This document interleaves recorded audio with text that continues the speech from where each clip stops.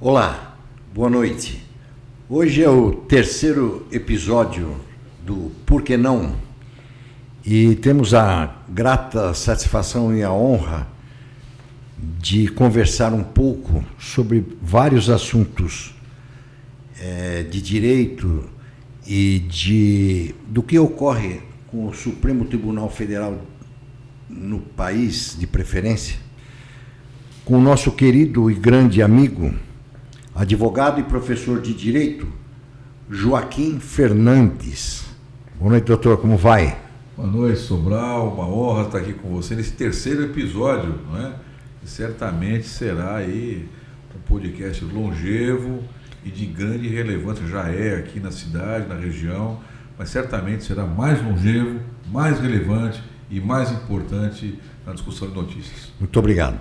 Muito obrigado mesmo, que as suas palavras sejam abençoadas como sempre. Doutor, como o senhor avalia a atuação do Supremo Tribunal Federal no equilíbrio entre os poderes da República? Olha, Sobral, é uma questão muito delicada, não é?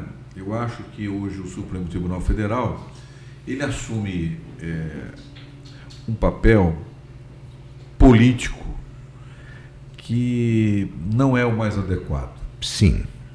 Eu acho que o Supremo Tribunal Federal, ele exagera no seu protagonismo em alguns momentos, exagera com seus ministros num protagonismo que é absolutamente delicado e inapropriado. E eu não vejo como um desequilíbrio, mas eu vejo como uma apropriação, no melhor sentido da palavra, de vácuo de poder do Legislativo. O Legislativo, ele se omite, sim, ele não avança, ele fica com questões hoje muito pequenas em relação ao que o país precisa. Periféricas, diria? Periféricas, eu diria até muito particulares. Eles estão muito mais preocupados com as emendas PIX para as suas bases eleitorais do que propriamente com os grandes problemas do país. E aí, nesse sentido, o Supremo, na maioria das vezes, assume um ativismo judicial que não é o melhor caminho, não é? Então, eu acho que não há um desequilíbrio, mas acho que um excesso de ativismo judicial por parte do Supremo Tribunal Federal. Então, com isso, é exatamente a pergunta que eu iria lhe fazer ou vou fazer. O chamado ativismo judicial, como assim o senhor disse? Sim. Sobretudo do STF, representa um risco institucional ou um mecanismo necessário para conter os abusos de outros poderes, como o senhor estava falando? Então, veja bem, são coisas diferentes, né? Ativismo judicial e o controle são coisas diferentes. O controle que o Supremo exerce é um controle constitucional e até faz parte dessa divisão de poderes. Sim. Um legisla, um executa e um outro fiscaliza, que é aquilo que a gente aprende desde o pré-primário. O ativismo judicial é nos vácuos legislativos, nos vácuos de interpretação de normas, o Supremo assume um papel quase de legislador. Entendi. Um exemplo clássico é quando ele, ao arrepio de existir uma norma legal sobre o assunto, e eu falo dos crimes contra as minorias LGBT, tá. Não há uma previsão expressa no Código Penal. E o Supremo Tribunal Federal deu uma interpretação num recurso extraordinário que, de certa forma, tipificou um delito que não tem previsão no Código de Processo Penal, no Código Penal.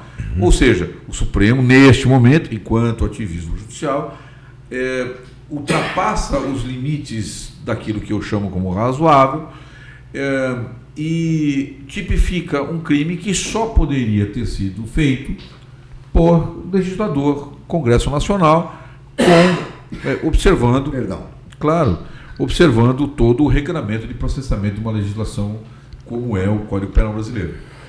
Tem eu fiz um roteiro aqui, mas é muita coisa. Anulação de condenações de políticos, como no caso do então ex-presidente Lula, compromete a credibilidade do sistema de justiça? Olha, eu acho que sim. Sem entrar no mérito se verdadeiro, se correto, se não correto, aquilo que a jurisprudência e a doutrina chamam de homem médio, né? O que é o homem médio? É o sujeito que nem é extraordinariamente genial e nem é absolutamente incapaz. Sim. É o sujeito, se a gente pudesse colocar aqui para os seus internautas ouvirem, entenderem, melhor dizendo, o trabalhador, o cara que acorda de manhã, ele vai trabalhar, ele almoça, leva a marmita, ele volta, é aquele cara normal, se a gente pode assim dizer. Muito certo. Bem. Quando o Supremo Tribunal Federal anula uma condenação baseada num argumento de suspeição do magistrado, que no caso era o ex-ministro, ex-juiz Sérgio Moro, ele coloca uma grande interrogação na cabeça deste homem médio. Por quê? Porque quando foi o julgamento do ex-presidente, do presidente Lula, à época ex-presidente, eu acho que foi a primeira vez que o Brasil acompanhou de maneira assim muito vibrante o julgamento de um ex-presidente da República. Certo. Não é? Assim como foi na ação penal 470, o mensalão, as pessoas passaram a acompanhar isso. Os órgãos de imprensa passaram a reproduzir isso. Uhum. Então, o Supremo Tribunal Federal também, para mim, naquele momento, assume um protagonismo midiático dos maiores até aquele momento. É verdade. Não é? Verdade. E aí o que acontece? Você passa acompanhando o julgamento, você é um homem médio, acompanhando o julgamento, primeiro o Supremo ele faz uma meia volta numa decisão. Primeiro ele decide politicamente, no ambiente judicial, de que os condenados em segunda instância poderiam ser presos. Sim. O que é uma decisão que afetaria diretamente ao ex-presidente Lula. Tá certo. Depois que o ex-presidente Lula é preso, o Supremo volta atrás. Isso. E também, por maioria de um voto, diz: não. Vamos interpretar o que está na Constituição, que após o trânsito efetivo em julgado. Inclusive o Gilmar Mendes mudou o voto. Exatamente. Que duas eram as grandes dúvidas. Era a Rosa Weber e o ministro Gilmar. Exato. Gilmar, no primeiro julgamento, foi o definidor. Isso. Então, assim, quando você acompanha, você está acreditando que aqueles 11 ministros que estão lá, que estudaram, que são de notável saber jurídico, que falam de maneira empolada, não é? que estão demonstrando que conhecem o processo de maneira detalhada, eles dizem: o réu é culpado. Então você acredita que se eu, homem médio, tiver um julgamento pelo Supremo Tribunal Federal, última instância de julgamento na justiça brasileira, eu estaria naquele momento falando: pô, os caras estão condenando o ex-presidente. Pois é. E veja, isso tem um simbolismo. E aí passa o tempo, e aí você percebe que tudo aquilo que foi feito foi pelo juiz federal, pelo Tribunal Regional Federal, pelo Superior Tribunal de Justiça, pelo próprio Supremo Tribunal Federal, em algum momento ele é absolutamente desfeito. E veja, nós não estamos, eu repito, eu não estou discutindo o mérito da discussão, da decisão. Entendi. Eu estou atendendo a sua pergunta, que o panorama. Para mim, essa decisão de retornar e anular o feito pegou muito mal para a população brasileira. Eu também acho. Muito mal. Muito mal. E veja, sem entrar no mérito da sua certeza, da sua razoabilidade, porque se o juiz, na minha opinião, fosse impedido o suspeito, que foi alegado desde o começo, então, obviamente, o Tribunal Regional Federal deveria dizê-lo. O Superior Tribunal de Justiça deveria dizê-lo. Sim. O Supremo Tribunal Federal deveria dizê-lo. Só o fez a partir de uma prova absolutamente duvidosa, que foi as provas trazidas pelo Intercept Brasil. Isso. Das gravações entre o juiz e seus promotores. O lava-toga, né? Isso. Então, assim, e desprezou, e é isso que também pega mal para a justiça brasileira, que a par desta anulação em relação ao presidente, outros feitos foram anulados quando o próprio investigado fez um acordo de delação premiada. Isso. Dizendo, eu fiz, Sim. eu paguei, Sim. é verdade esse lançamento, eu paguei para o fulano. Devolveram o dinheiro, inclusive. Devolveram, eu me lembro que 6 bilhões. o Barusco foi um dos caras que devolveu acho que 300 milhões de primeira vez. Então eu vejo isso realmente como um desprestígio. E cada vez que o Supremo quer assumir um protagonismo político, ele ganha um tracinho a menos no raciocínio da população brasileira. Muito bem. É verdade. Uma coisa, o senhor considera, já que nós estamos falando nesse assunto... Só que você está me chamando de senhor se nós somos amigos. O senhor está me chamando de senhor porque está no podcast. O senhor, por favor, tire esta capa de formalidade, porque senão o senhor me chamando de senhor, nós somos amigos, aí eu fico chateado. Então tá bom. Então, meu amigo Joaquim. Eu prefiro um tratamento mais próximo. Tá bom. Porque aqui no podcast, mas eu deveria ter chamado realmente desde o início você de você, porque nós somos irmãos. Óbvio. Você considera Apesar de você ser lindo, eu tenho admiração. Muito obrigado. Quase sexual por você. A verdade é recíproca, viu? Vamos lá. Eu não tenho receio de falar nada, viu, os senhores que estão aí na produção aí, e a senhora, eu falo tudo, viu? Brinco mesmo. Vamos lá. Você considera que a Lava Jato foi deslegitimada por erros processuais, ou por interesses políticos posteriores? A sua pergunta é uma armadilha. Ela tem duas... Uma armadilha. É uma armadilha. Eu também acho. Ela tem duas partes. Eu acho que toda vez que o policial, o promotor, o magistrado, o desembargador, o ministro, quando ele decide alguma coisa, ele passa a decidir alguma coisa.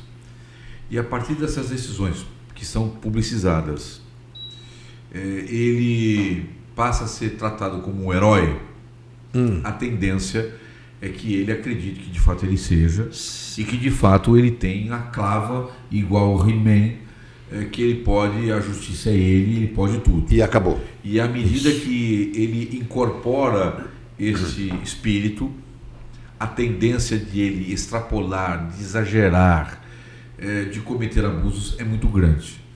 Todo mundo sabe, qualquer advogado sabe, que um juiz vai conversar com o promotor de justiça, que um promotor vai falar com o juiz de direito, na sua grande maioria. Não tenha dúvida disso. Você falou, olha, eu estou pedindo a prisão do fulano, olha, completa aqui. Isso, a gente sabe, isso não é clássico, não é claro, mas a gente sabe que é. Agora, quando há essa... E aí é por isso que eu disse que na pergunta anterior que você me fez, que a gente não pode entrar no mérito, mas quando você percebe que o procurador da República, junto com o magistrado, não tem principalmente o juiz, não tem uma expectativa de justiça, o réu não vai ser bem julgado. Perfeito. Agora, deslegitimar, eu acho que a Lava Jato, ela foi soberba. Ela acreditou naquilo que um amigo meu sempre falava, um procurador de justiça de São Paulo, fala, né, porque ele está vivo ainda. Eles acreditaram no personagem, né, de destemidos, intrépidos, de homens que estão acima do bem e do mal. E aí quando você verifica a criação da tal instituição que eles iriam fazer com o dinheiro da Lava Jato, isso, sob os cuidados do Ministério Público, com os gastos que esses procuradores tinham de viagens, fazendo palestras, isso foi tornando desacreditado algumas coisas. Eu acredito que eles queriam até fazer um partido político da justiça. Eu não duvido, não duvido, mas seria uma especulação e a gente tem que ter muito cuidado pelo alcance que seu podcast tem, de não especular a ponto de resvalar na ilegalidade. Né? Sim, claro. Então, eu vejo assim, eu acho que a justiça ela precisa ter cuidados, não é? Precisa ter cuidados. Isso, desculpe, viu? Imagina. Programa ao vivo é isso mesmo, né? Programa ao vivo é isso mesmo. Então, eu acho que não há deslegitimação. Eu acho que, na verdade, há um alerta para que operações que estavam sendo bem-sucedidas não se tornassem, como se tornou a Lava Jato, uma letra morta do que tudo que foi feito. Pois é. E por falar em Lava Jato, o uso, digamos assim, o uso da delação premiada no Brasil, ela carece de controle mais rígido ou está bom do jeito que está? Olha, eu sempre digo que a delação premiada, ela, no Brasil, ela cabe muito para os crimes de colarinho branco. Tá. Porque no tráfico, por exemplo, de entorpecentes, é raro você ter uma delação premiada. Porque a proteção ao delator, ao sistema de proteção ao delator, o Brasil ainda é muito incipiente. Eu diria até juvenil. Sim, eu também penso assim. Porque quando o sujeito é arquimilionário ou é um empresário, ele tem condições de morar bem sem ser atacado por terceiros. Eu acho que a delação premiada,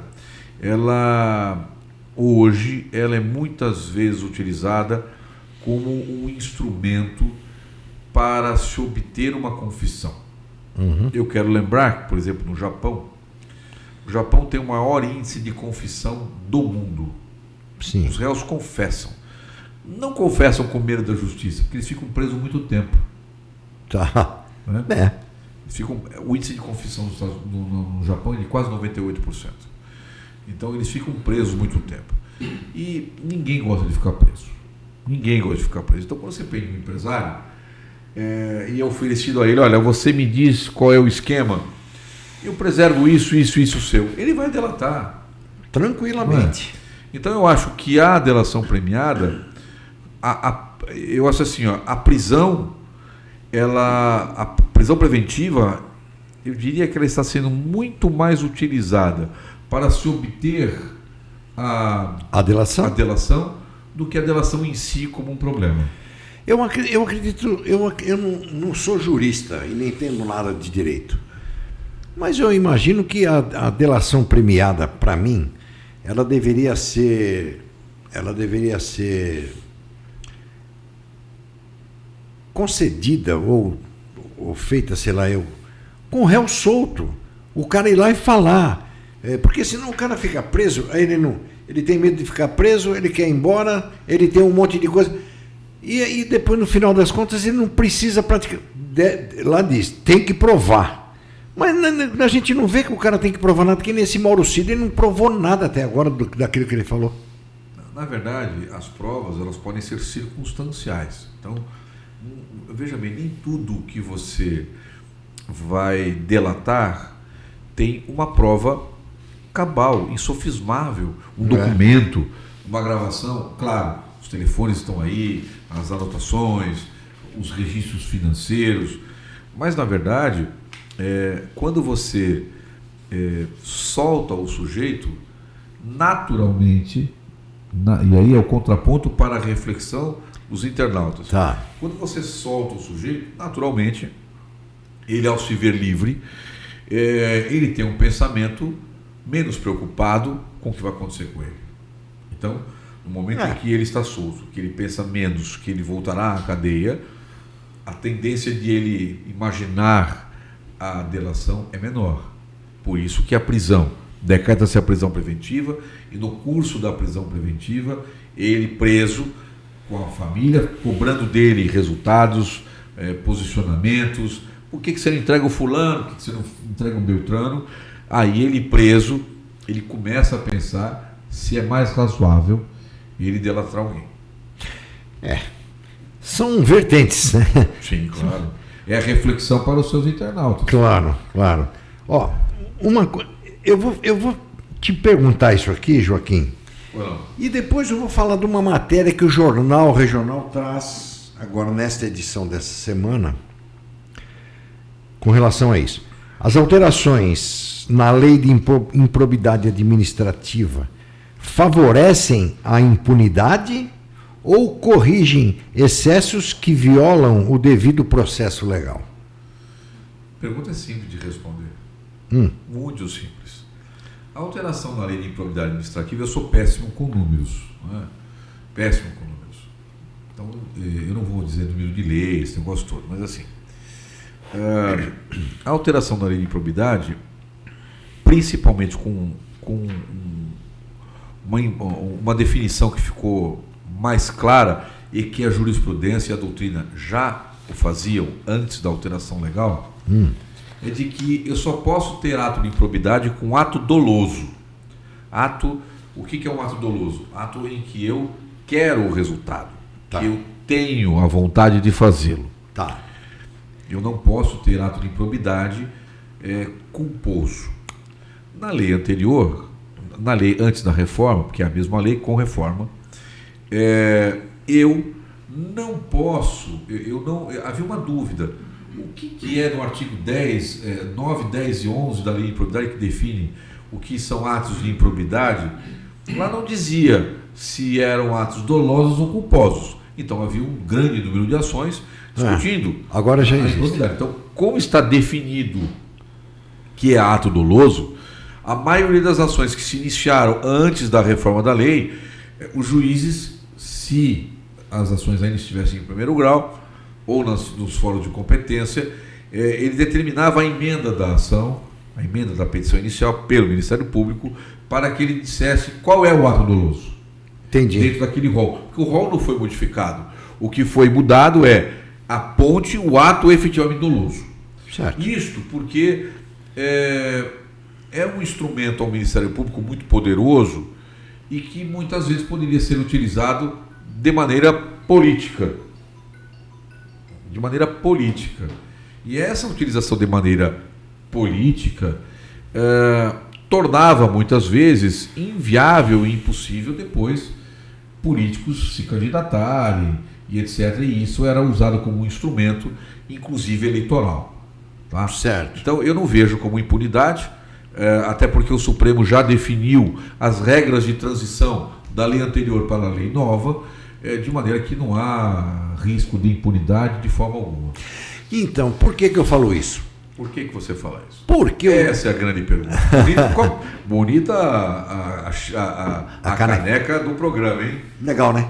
Pô, se me der nenhuma, eu vou gostar. Nossa querida Maíra, que fez pra gente, que a irmã dela que produz essa caneca. O Jornal Regional traz uma matéria essa semana, onde o título da matéria, inclusive, Rogério, me ajuda, é legal, mas é imoral, mas é moral. Por que é legal? É legal, mas é moral. Por exemplo, o ex-prefeito de Mongaguá, Paulo Viazovski Filho, ele foi julgado e condenado por improbidade administrativa dolosa e tal, pegou uma ineligibilidade definitiva. Diante disso, ele ganhou a eleição no início, agora nas eleições passadas, mas não pode assumir por causa disso. Mesmo ele se candidatou, ganhou a eleição sabendo que não podia e, lógico, não assumiu. O que ele fez? Aí houve novas eleições, agora no começo, dia 8 de julho, agora, na cidade. E colocou sua esposa como candidata. A prefeita. E fez toda a campanha da esposa, que ninguém praticamente conhece a esposa, na cidade conhece ele. Ganhou a eleição com 60 e poucos % de vantagem, né? Muito bem. E ela, ao assumir, o primeiro ato dela foi nomeá-lo secretário de governo do novo governo de Mongaguá. Eu não sei se eu falo, se o povo não sabe votar. Eu gostaria da sua opinião com relação a esse caso. Bom, primeiro eu acho que a eleição dela é legítima. É legal e legítima. Eu também acho. Até porque os 60 e tantos % de votos mostra que o sobrenome é mais importante de qualquer coisa na cidade. Não tenha dúvida. Tenho dúvidas se a nomeação dele como secretário de governo é, do ponto de vista jurídico, legal. Isso eu também não sei. Eu tenho dúvidas, porque dada a inafastável condição de casados, dada algumas peculiaridades de algumas decisões dos tribunais superiores com relação a emprego de parentes e consanguíneos, eu tenho dúvidas sobre a legalidade dele ser chefe ou secretário de governo. Secretário de governo que, no jargão popular, é o vice-prefeito, né? É o homem que manda, é o homem que toca a prefeitura. No caso de Mongaguá, ele vai ser o prefeito. Com certeza. Então, eu realmente tenho dúvidas sobre a legalidade. Nós fizemos essa matéria, o jornal fez essa matéria, e antes a gente discutiu, eu e o Rogério discutimos bastante na redação com relação a isso. A gente resolveu fazer essa matéria e publicar no jornal para que as pessoas lá de Mongaguá pensem no caso, se isso é legal, se isso é moral. Legal com certeza, mas moral, será que é moral? E a legalidade dele como secretário de governo? Mas tem tanto nepotismo, a gente vê, tem coisas aqui na Praia Grande que são do arco da velha, que a gente também não entende. Mas vamos levando. Com certeza. Tem uma coisa muito importante aqui que eu quero perguntar, que isso aqui está dando pano para manga. Impressionante foi a Câmara dos Deputados ficar sabendo dessa decisão do ministro Alexandre de Moraes pela imprensa, que foi a decisão que ele tomou com relação ao IOF. O que ele fez? Ele pegou a decisão, ele pegou aquilo que o governo queria, o Congresso derrubou, e agora ele disse que não, que voltou, derrubou o Congresso com quase 400 votos favoráveis. Isso não está ficando demais, não? Olha, o problema do IOF e a decisão do ministro Alexandre de Moraes, ela é peculiar. Ele menciona nos seus votos que este posicionamento do Supremo Tribunal Federal já ocorreu em momentos anteriores, especialmente na época do presidente Fernando Henrique Cardoso, mas em outras duas situações. Na verdade, do ponto de vista político, é muito ruim. Ruim. O Congresso se sente desprestigiado, né? Se sente ofendido. Do ponto de vista jurídico, o que ele retirou do decreto presidencial é exatamente aquilo que precisaria de uma lei específica, que é a hipótese de incidência tributária, que é a questão do risco sacado. Para o internauta entender, o risco sacado, pelo nome, é a troca de recebíveis, né? A antecipação de recebíveis das empresas junto aos bancos. No mais, apenas então somente essa decisão jurídica, e é uma jurídica correta. É uma jurídica correta, que é a correção de percentuais do IOF. É um ato regulatório do governo. É que, do ponto de vista político, ficou muito esquisito.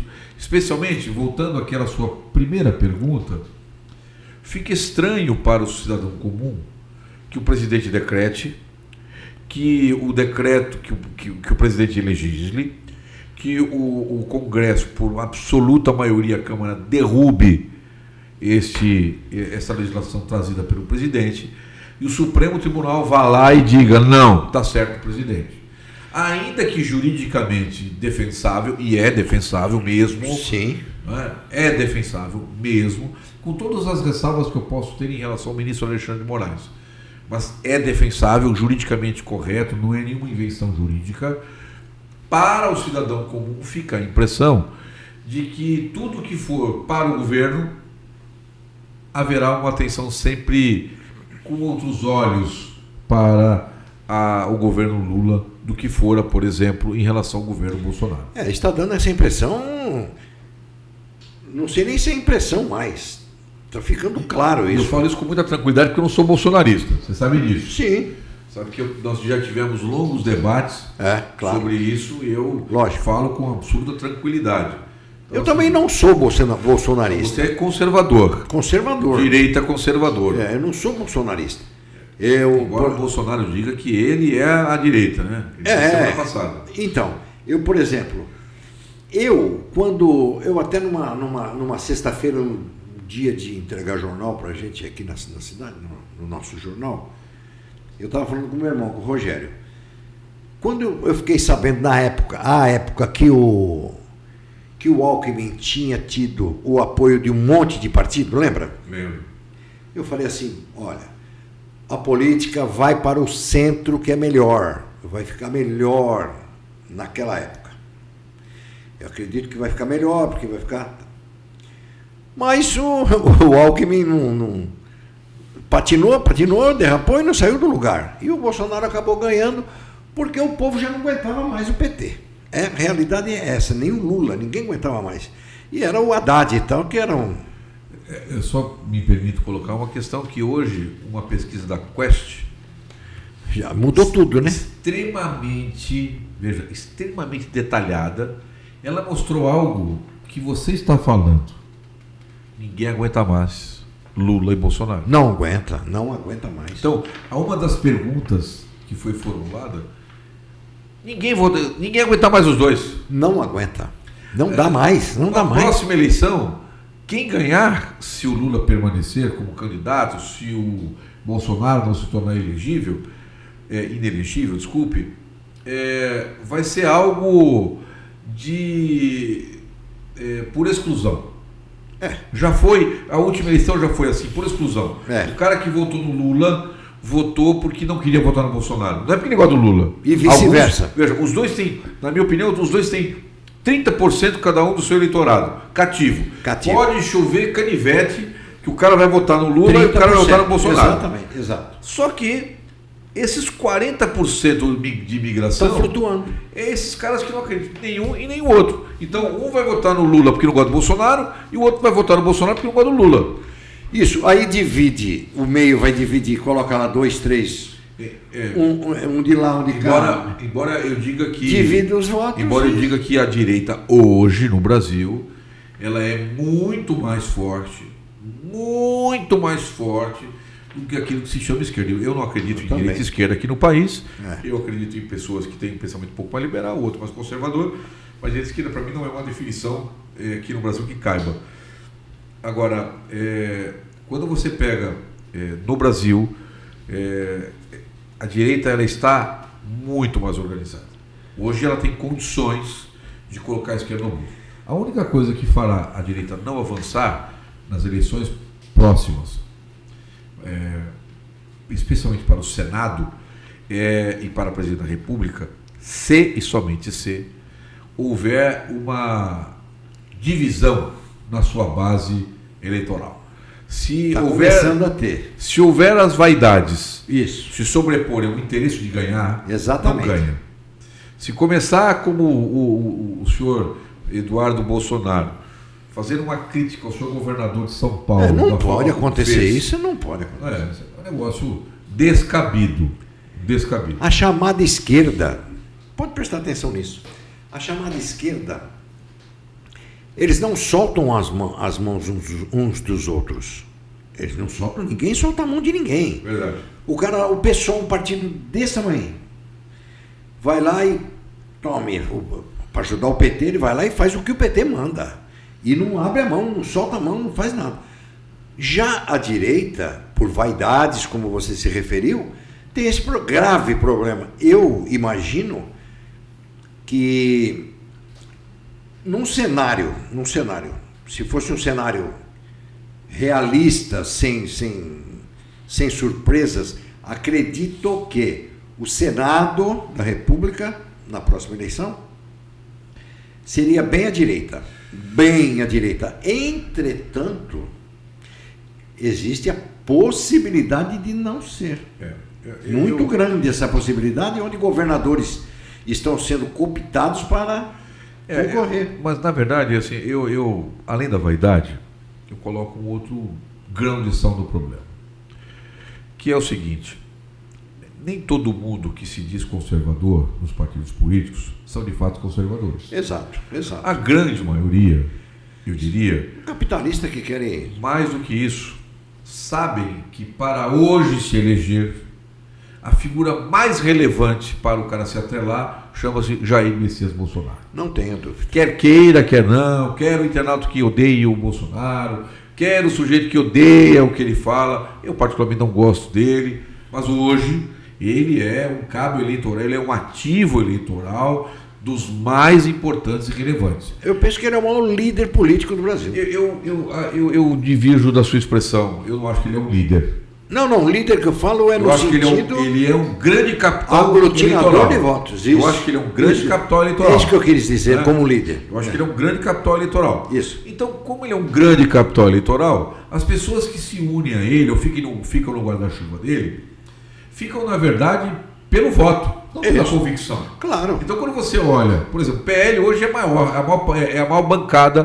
da Câmara, isso, certo? sim. Muito bem. Portanto, poderia o PL avançar nas pautas conservadoras, de costumes, pautas outras que fossem de interesse daqueles conservadores. Poderia. E o que faz o PL, sob a presidência de Valdemar da Costa Neto, que já foi apoiador de Luiz Inácio Lula da Silva? Ele é fisiológico. Nada. Ele é fisiológico. O Valdemar da Costa Neto sempre foi fisiológico. Então, quando você observa esse cenário eleitoral, você observa também que os políticos estão muito mais preocupados com o próprio umbigo do que propriamente com os interesses nacionais. Claro. E, além disso, hoje o bolsonarismo ficou uma pecha estranha. Verdade. O bolsonarismo hoje, ele para mim, ele ficou quase como uma doença. A gente vê, inclusive, por exemplo, no antigo Twitter, no X, eu acompanho muito o Twitter, e eu fico vendo lá, no X, as coisas. Aí você vê lá, professora Paula Marisa, é uma mulher que é bolsonarista ao extremo. Aí ela fala mal do Tarcísio, que é um cara mais político, é um cara inteligente, um cara... um técnico, um grande cara, na minha opinião. E ela vai falar mal do cara. Porque o cara, não, ele se elegeu nas costas do Bolsonaro. Concordo, lógico que foi. Ele não tinha expressão nenhuma. Zero. Absolutamente nada. Ele se elegeu lá nas costas do Bolsonaro, sem dúvida. Ele refuta isso? Não, muito pelo contrário. Ele reafirma a cada instante que ele realmente foi, o Bolsonaro para ele é um deus e tal. Mas ela acha que não, que ele não pode conversar com o ministro Alexandre de Moraes, por exemplo. Ele não pode. Eu não sei o que, ele não pode ir lá falar com o presidente Lula. Ele não pode ir conversar com o presidente da República, né, com os interesses do túnel aqui de Santos. Desculpe, isso para mim é uma bobagem. É uma bobagem muito grande isso. Porque, assim, veja, o governador, ele não é governador do Bolsonaro. Não, ele é governador do Estado. Ele não é governador da esquerda e nem é governador da direita, ele é governador do Estado. Claro. O governador tem que conversar, ele tem que ter essa interlocução com o governo federal. O que o Bolsonaro não teve. O que o Bolsonaro não foi político. Se ele fosse político, não estaria assim. Porque não é do ofício dele esse tipo de política. Não. Você pode criticar o presidente Luiz Inácio? Pode. Hoje ele não é o mesmo político, na minha opinião, que era nas duas gestões. Nem sonho mais. Hoje ele é. Eu não consigo dar o crédito necessário, mas eu vi um comentário excelente de um comentarista político, eu não consigo dar o crédito, me peço desculpas, mas ele disse com muita precisão e eu concordo. O Lula é um político de ontem e os seus adversários são medievais. É verdade. Então para mim, essa definição ela é clássica, porque por mais que ele seja ruim, por mais que ele esteja achando que ainda é o cara do primeiro mandato, na verdade, ele não consegue colocar o país no caminho que é necessário e, ao mesmo tempo, os tais conservadores, aspas, bolsonaristas, criticam o governo de São Paulo quando ele assume uma posição de protagonismo do Estado. Impressionante, é verdade. É verdade. Quero lembrar que na eleição para prefeito de São Paulo, o Bolsonaro, e aí há um comentário seu alguns minutos atrás, diferentemente dos partidos chamados de esquerda, que se abraçam, que andam junto, o presidente Bolsonaro relutou em aparecer para defender o Augusto Nunes. Ele nem apareceu. O Augusto Nunes, o Augusto... Não, Augusto Nunes. Augusto Nunes é jornalista. Jornalista é o Nunes, lá, o prefeito de Santos. Ricardo Nunes. Né? Boa, Ricardo Nunes. Então, assim, ou seja, a maior cidade de São Paulo, a maior cidade do país, uma das 10 maiores cidades do mundo, deveria ter do presidente, do ex-presidente, que tem um capital político. Aí ele falou, não, eu tenho que votar. Não, o cara não participou, ficou andando em Santa Catarina, no Espírito Santo. O Lula veio apoiar, sabendo que o cara não ia para lugar nenhum, mas quase acabou chegando no segundo turno. O Lula veio aqui falar do Boulos, apoiar o Boulos. É isso aí. Foi lá no estádio do Corinthians, lá não tinha ninguém, tinha meia dúzia de pessoas, ele ficou bravo, mas foi. O Bolsonaro não veio nenhuma vez. A gente vê hoje com esse... E o Tarcísio já foi. Sim, o Tarcísio tem uma outra posição. Uma outra visão agora, política. Precisamos ver que este chamado tarifaço, né, ele vai rearranjar o tabuleiro. Esse tarifaço, vamos falar desse tarifaço. Muito bem. Vai rearranjar o tabuleiro. O que é que você me fala sobre esse tarifaço? Eu tenho uma opinião com relação a isso. Eu penso que estão fazendo besteira. Não é que seja ruim ou coisa parecida. Para o povo brasileiro isso é ruim. Então, veja. Para o povo, né? O Trump, se queria ajudar o Bolsonaro... Atrapalhou muito. Muito. Porque se ele escreve na carta qualquer outra coisa, olha, não gostei da carta que vocês fizeram do BRICS. Pronto. Essa ideia que vocês estão querendo colocar de moeda comum me ofendeu. Acabou. Agora, o cara não pode dizer assim, olha, se não der anistia, estou aplicando agora pela perseguição ao Bolsonaro 50%. É louco, os caras são loucos. Pior que isso, é o filho, numa entrevista, o Eduardo Bolsonaro, na entrevista da Folha de segunda-feira, a entrevista dele de segunda-feira, na Folha de São Paulo, o jornal que eles odeiam, inclusive. O que ele diz, não, se não tiver anistia, é capaz até de ele alcançar 100% como fez com a China. Pois é. É um desserviço para o país, é um desserviço para a família Bolsonaro, é um desserviço para o Tarcísio, para aqueles que estão no entorno do presidente, do ex-presidente, tentando capitalizar uma posição política importante. Então, a esquerda, falando em capitalizar... Caiu no colo. Caiu no colo. A esquerda está capitalizando e muito. Tanto é que a pesquisa, você acabou de citar uma pesquisa, a pesquisa Quest já coloca o Lula como ganhador. Estava longe, já não está mais. Exatamente. De uma hora para outra. Por causa dessa burrice que foi feita. Absurda. Porque, veja bem, o povo, o bolsonarista, vamos falar para você, bolsonarista, você não pode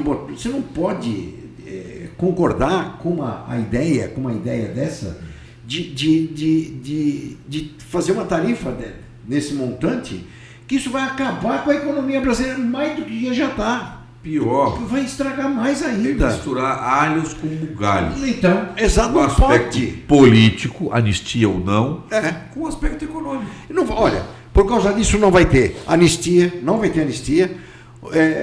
o Alexandre de Moraes jamais vai arregar para os Estados Unidos, não tenha dúvida que ele não vai arregar nunca. Eu acho. Também acho. Ele não vai arregar nunca. Não tem o que fazer. Ele é ministro da Suprema Corte Brasileira. Veja, só quem pode fazer algo é o Senado. Só. E até agora o Senado não tem a menor disposição de fazer nada. E não vai fazer. A Câmara não tem a menor disposição de criar algum problema, algum embaraço para o Supremo Tribunal Federal. Por exemplo, nessa decisão do IOF, a Câmara resolveu botar uma pauta chamada pauta bomba de 30 bilhões. Mas ela não teve coragem de colocar para votação a legislação que altera as decisões monocráticas do Supremo Tribunal Federal. Pois é, isso. Então, assim, Então, o que melhor é o 30 bilhões para prejudicar o povo brasileiro? Ou se eu quero confrontar o Supremo Tribunal Federal, eu ponho para votar uma medida de impacto à Suprema Corte? Não, mas a Câmara, olha, o problema da Câmara é a Câmara. É a Câmara. O problema da Câmara Federal é justamente esse negócio esse coisa secreto aí. É o PIX, emenda PIX. A emenda PIX. Esse é o problema. O governo faz assim, olha, tá aqui. Não, nós vamos votar contra. Aí vota lá contra, não. Aí o governo vai e veta lá o que é vetou. Aí, um pouquinho antes numa sessão conjunta, né, do Congresso, o governo vai lá e libera um pouquinho da emenda PIX. O que acontece? Derruba o veto. Na verdade... Ou mantém o veto do governo. Então, pronto. Uma pequena correção. Na verdade, assim, modestamente, uma pequena correção. A emenda PIX é uma emenda controlada pela Câmara. Pela Câmara, mas o governo tem que abrir a mão, né? Numa criação do Arthur Lira. Sim. Muito bem. O Supremo Tribunal Federal, sob a relatoria do ministro Flávio Dino, é que começou a questionar a ação que foi interposta pelo PSOL. Por quê? Porque o cara de interesse assim, do governo, isso, de interesse do governo. Porque assim, só que é um interesse de governo legítimo. Legítimo. Por quê? Mas quanto é que está sendo liberado efetivamente para o deputado João das Couves? Eu não sei, não se sabia qual é o valor efetivo da emenda para aquele parlamentar, para aquela obra. Certo. Que fere o artigo 37 de moralidade, etc., não é? Isso. De responsabilidade fiscal. Então, eu vejo publicidade assim, aos atos. Isso. Então, a Câmara foi uma forma juridicamente defensável e correta de o governo tentar tirar ou diminuir o tamanho da chave do cofre que está na mão do Congresso, da mão da Câmara. E ficou na mão da Câmara de um jeito, que agora não sai mais. Ficou como que falar? Não é um presidencialismo de coalizão, de ficar na marra, pegando e tal. Não, ficou um semipresidencialismo, né? Sim. Um negócio meio estrambólico, que ninguém está entendendo mais nada. Nada. Está ficando ruim para todo mundo. E para o brasileiro. A sociedade brasileira está sofrendo, porque as coisas não andam. As coisas não andam na Câmara. Não andam. A gente vê cada projeto que dá vontade de chorar. Como é que pode se reunir? Como é que se pode reunir 513? Vai 500 e pouco agora, vai aumentar mais, né? Se eles tiverem coragem de levar. Presencial. Aí para ficar apresentando Dia Internacional, Dia Nacional não sei de quê, Dia Nacional não sei de quê. E quando tem as coisas mais pontuais, mais necessárias para a sociedade, não anda. De jeito nenhum. Não anda. Então a gente... Olha, eu vou falar, viu? Uma coisa importante que eu queria te perguntar. Vamos lá.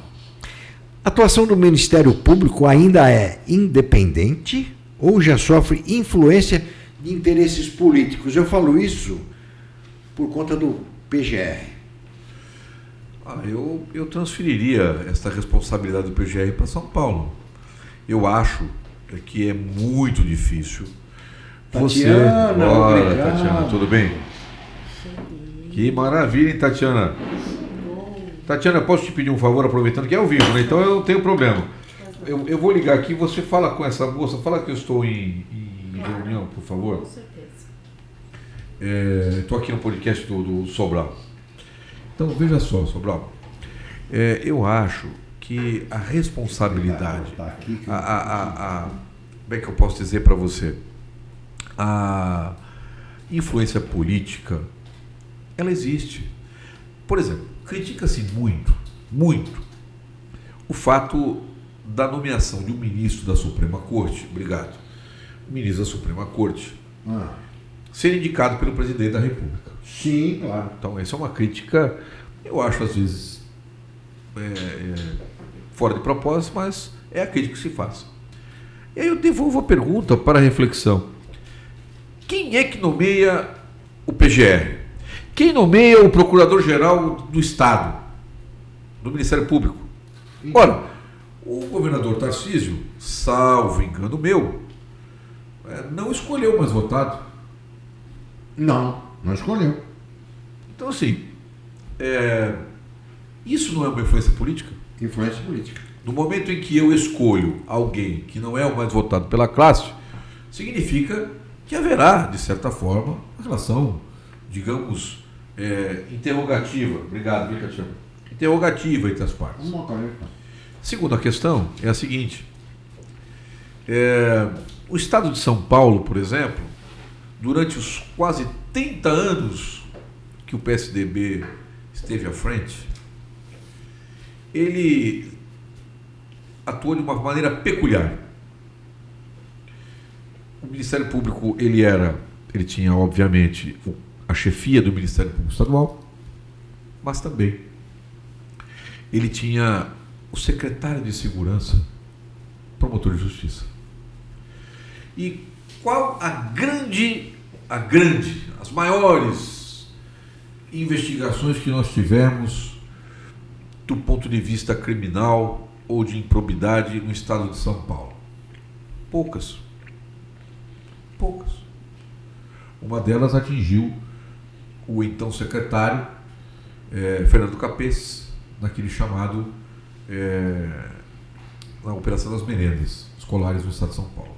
Mas nós tivemos pouca participação do Ministério Público, pelo menos divulgada, que envolvesse as altas autoridades do governo do estado de São Paulo. Eu acho que todo cargo de alta direção tem sempre um viés político, não é? Tem sempre um viés político. O que nós esperamos, na verdade, é que esse viés político não seja maior que o viés jurídico. É isso. Deixa eu só ver esse negócio aqui. Pois não. Eu preciso ver o telefone daquele Maia. Dá para botar um pouquinho?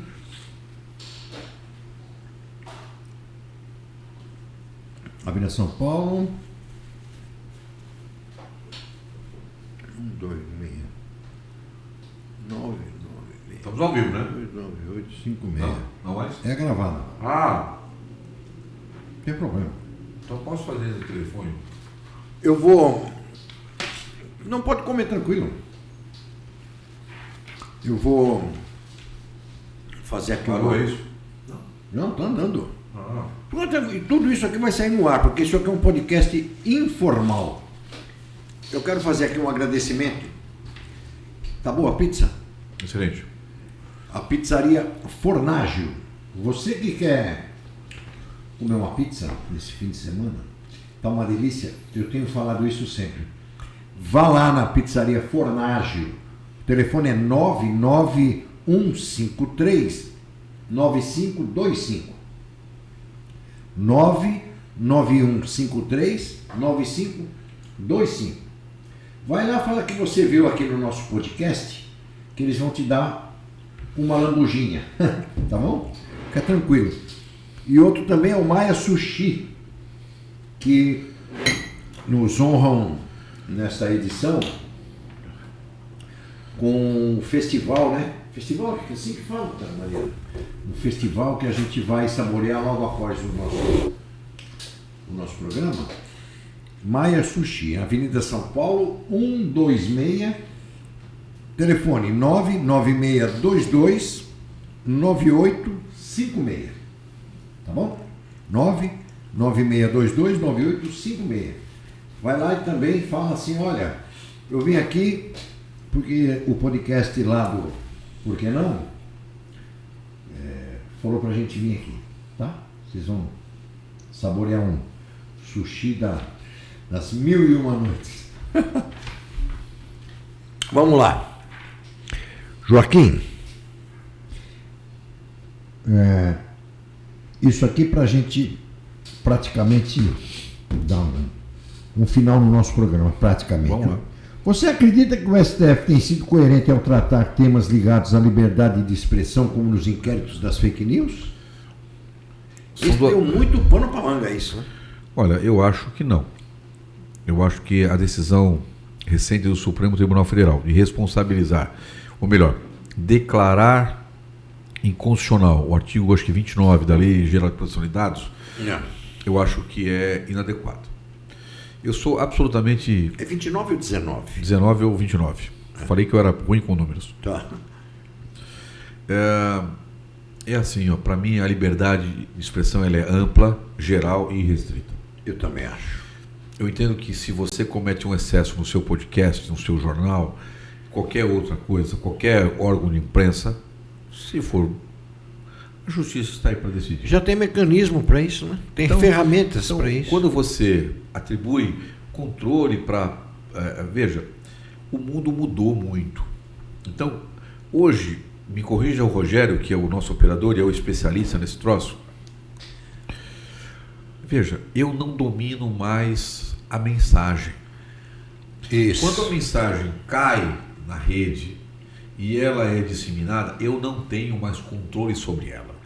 Por mais que eu apague, por mais que eu diga que não foi bem assim, já foi.